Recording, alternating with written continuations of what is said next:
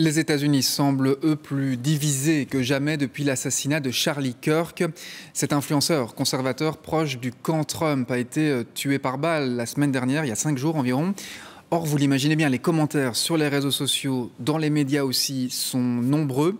Et le camp conservateur fait aujourd'hui la chasse aux réactions qu'il juge inappropriées, à tel point que certains ont perdu leur travail. Alice Dulchevski. Hateful thoughts lead to hateful words, which then lead to hateful actions. C'est pour ses propos sur la mort de Charlie Kirk que cet analyste politique s'est fait licencier sur le champ par la chaîne MSNBC. Et il n'est pas le seul. Depuis l'assassinat de l'influenceur d'extrême droite, au moins une vingtaine d'Américains ont perdu leur emploi à cause d'une publication sur les réseaux sociaux.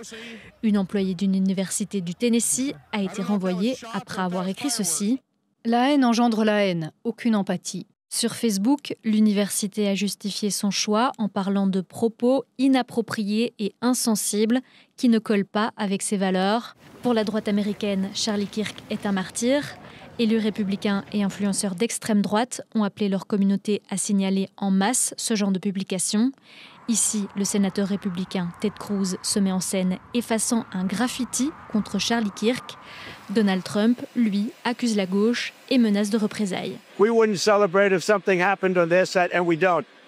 These are sick people. These are really deranged people. Sur X, le secrétaire d'État adjoint Christopher Landau va un pas plus loin. Il invite à signaler les non-américains qui ont tenu de tels propos. N'hésitez pas à me transférer ce genre de commentaires publiés par des étrangers afin que nous puissions protéger le peuple américain. Dans un pays toujours plus polarisé, la chasse aux sorcières est lancée, tandis que des écoles, des universités, maisons d'édition ou encore clubs de football ont annoncé avoir licencié des employés.